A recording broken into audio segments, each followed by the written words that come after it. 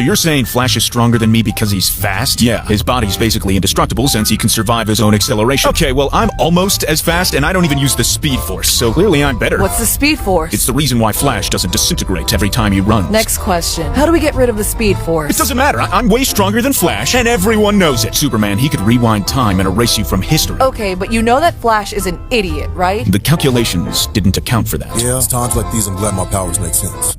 You're glad that your powers make sense? Batman, just leave it. No, he said his powers make sense, didn't he? You know it. My power ring runs on pure logic. It does it? And would you care to explain it to me? Don't do it, John. It's a trap. It ain't a big thing. Just imagine an object and my ring creates it using light. Okay, great. We all know how John's powers work. Let's move on, okay? Yeah, he just makes objects from light. Not a big deal, right? Exactly. Just one thing.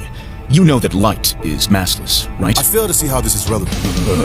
Be the better man, Bruce. Is he having an aneurysm? Wow, sure looks stupid. God damn it, John. Light is energy in the form of electromagnetic radiation. It consists of photons, which are massless particles. They, by definition, travel at the speed of light and cannot be at rest. You shouldn't be able to make them form solid objects. They exert no structural Then force. explain how I'm making this 1,000-kilogram hammer. I can't because it's nonsense. The total energy needed to make an object of mass m is governed by Einstein's famous equation, E equals mc squared. Light has no mass, but let's pretend you're using real matter to make your hammer. The speed of light is 3 times 10 to the 8 meters per second, meaning it would take 9 times 10 to the 19 joules to make your hammer. That's a 1 with 19 zeros after it. Yeah, my ring's pretty awesome, man. Just shut up, John. I bet you could lift a mountain without much energy. You can, and we can calculate how high rather easily. The energy it takes to lift something is equal to the object's weight times how high you want to lift it. Let's assume the mountain is Everest, with a mass of 10 to the 14 kilograms. We know that g, the acceleration due to gravity, is 9.8 meters per second squared. So after some rearranging, we calculate that with 10 to the 19 joules of energy, we can lift Everest to a height of approximately 90 kilometers. That's just below the Kármán line, the recognized boundary of space. I bet you love one of these rings, wouldn't you, Batman? No, because it's stupid. Think about it. You're literally lifting Everest into space just to create your hammer. And that's before you even swing it, move it, do anything with it. And you're making massive objects with your ring all the time. Hey, Superman, do you know what else is a massive object? What? D's nuts! My opinion of you has never been low. And the fact that you use light makes this even worse. Do you know how many photons you'd need for that amount of energy? I don't know, like 100? Well, let's work it out, shall we? The energy of a single photon is equal to Planck's constant times its frequency. We already know what Planck's constant is, but we need to calculate frequency. Green light has a wavelength of around 550 nanometers, and it, of course, travels at the speed of light. We can calculate a wave's frequency by dividing its speed by its wavelength. Doing that gives us a frequency of 10 to the 14 hertz, for a total photon energy of 10 to the minus 19 joules. As you can see, a single photon doesn't pack much of a punch. Wait a sec, Batman. You're talking about light like it's a wave and a particle. So a photon is a tiny little thing with its own wavelength? That's stupider than Hot Girl's mask. I'm very sensitive about my nose, alright? Babe, you smoking as hell. Oh, John. Light is weird, Clark. It's got wave-particle duality. It behaves as both. This gives us a glimpse into the strange world of quantum theory, but let's save that for the Ant-Man video. Understood. Anyway, a single photon of green light has 10 to the minus 19 joules. So the number of photons required to make 10 to the 19 joules is 10 to the 38. That would be utterly catastrophic. If every grain of sand on Earth exploded into 1,000,000 grains, then those exploded into 1,000,000 more, and then 1,000,000 more, you still wouldn't reach 10 to the 38. Do you hate sand or something? It's coarse and rough and irritating, and it gets everywhere. I understood that reference. The flash of light from that many photons would be equivalent to the sun's output in a localized area. You would blind people kilometers away. Everything should be vaporized or irradiated. Air should be heated to millions of degrees. Nah, man. My power ring has infinite energy, so it doesn't have those problems. There's no such thing as infinite energy. Tell it to the ring, bud. There's no such thing as infinite energy. Have some dignity, Bruce. Where are you getting the energy from? The emotional electromagnetic spectrum.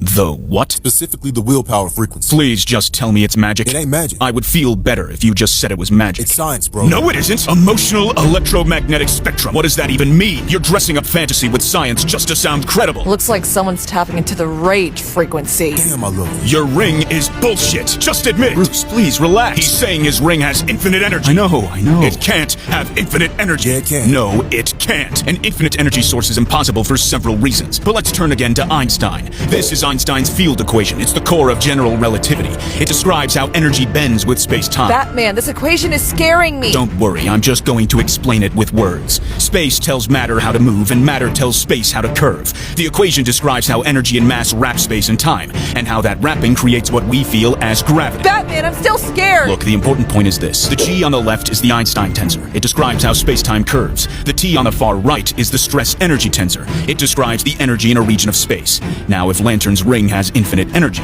then the stress energy tensor for that region will be equal to infinity, which means the G for that region will also be equal to infinity. And what does that actually mean? It means we should have a singularity. Space-time should collapse into itself similar to what happens in a black hole. That's why it's not possible for Lantern's ring to have infinite energy. If it did, we'd be more dead than my parents, who were murdered right in front of me when I was a child. Okay, well, maybe it's not infinite, but it's close to infinite. Well, let's see how close we can get before a black hole emerges, shall we? The Schwarzschild radius is the critical radius at which the escape velocity of an object equals the speed of light. I think my brain is going to explode! You know what else is going to explode? What? Days nuts! Wasn't funny the first time, hot girl. We can use this equation to help us calculate how much energy you can pack into a space before it collapses into a black hole. Let's take the space to be Lantern's ring. R is the radius of the ring, M is the mass of the ring, and G and C are constants. Rearrange the equation so that we're solving for M, and assume that Lantern's ring has a radius of 0.01 meters. By plugging in the numbers, we calculate that the ring has a mass of 10 to the 24 kilograms before forming a black hole. Finally, we can use E equals mc squared to calculate its energy to be 10 to the 41 joules. That is the maximum amount of energy allowed by the ring. Well, hey, that sounds like a lot to me. It is a lot, and could probably explain most of your feats. But if the ring really weighed 10 to the 24 kilograms, you'd be instantly dead. That's as heavy as a planet. And the material your ring's made from should be destroyed. 10 to the 12 joules is a more realistic maximum energy. The weight and temperature probably wouldn't kill you then, but that's not even enough to make one of your hammers. Oh, so you calculate my ring should have lots of energy, but now you're saying it shouldn't? Which is it, Batman? Well, to be honest, it doesn't really matter because of the transmission loss. Transmission loss? What do you mean? The ring's right there on his finger. Yes, but the battery that's powering it is thousands of light years away. Power rings get their energy from a central battery on the planet Oa, which radiates energy across the universe. But just how much of the energy should John receive? Well, we can calculate that. This is the formula for energy spreading out from a point source in all directions. I is the intensity of the energy, P is its power, R is the distance from the source to the receiving object, and 4 pi r squared is the surface area of a sphere. Why a sphere? Well, John isn't the only Green Lantern, so it makes sense for Oa to spread the energy evenly over a sphere as it radiates outward. That way other lanterns can get energy too. Hal Jordan's a bitch. Word. The problem here is distance. Oa is roughly 10,000 light years from Earth. Let's say Oa broadcasts its energy at the same power as our sun. Then the intensity at John's ring is approximately 10 to the minus 15 watts per square meter.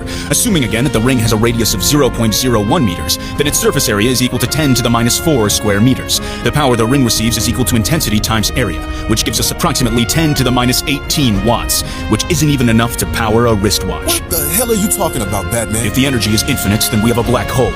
And if it isn't, then we have nothing. Just admit it's magic, John. Just admit your ring's powered by magic. You're just jealous you can't make all the crazy shit I can. And just what can you make? Hammers, drills, mech armor with a machine gun arm? What? Like a giant machine gun arm. He's such a hunk. And tell me, John, do you know how to build these things without your ring? You're gonna say it makes no sense regardless of which answer I give, aren't you? Let's assume you can. Let's get real wild here and pretend you're a genius. Well, guess what? Conscious thought only processes around 50 bits per second.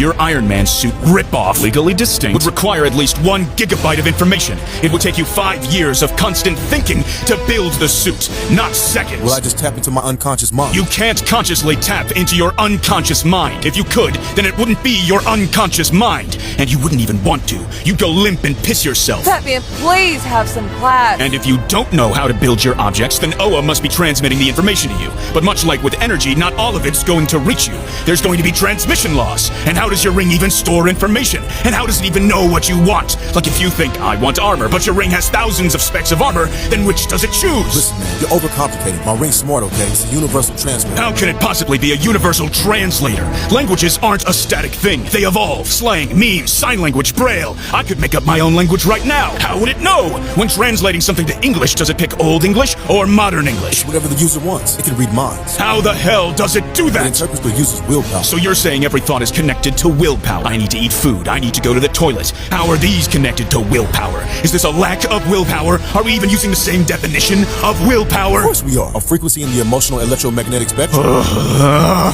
They can do other things too, like see the future. Does that mean you have no free will? You can't change it? Or if you can change it, then the future the ring showed you was wrong? That violates causality, special relativity, It thermodynamics. can resurrect people. How? After death, the body decays. You need to replace missing atoms, reshape bones and organs. And what about the mind, the personality, the soul? Let's try to keep things scientific, Batman.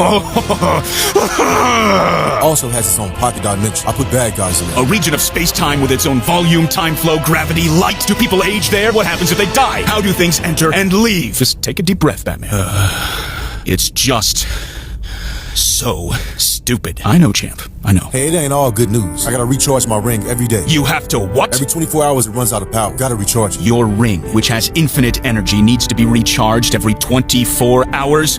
Do I even need to explain why that's stupid? To recharge it, I need to recite a sacred oath. Sacred oath? Are you in a cult? I don't think so. What happens if you don't recite it? Oh, we can't do that. Our leaders have absolute unquestioned authority, and there's punishment for dissent. Yeah, you're definitely in a cult. Who are you reciting the oath to? A bunch of space wizards in robes. John, are you a Jedi? Hell yeah, I am. I knew it! Maybe you're not just a scruffy-looking nerf herder after all. You can't call me that. I apologize. These nuts!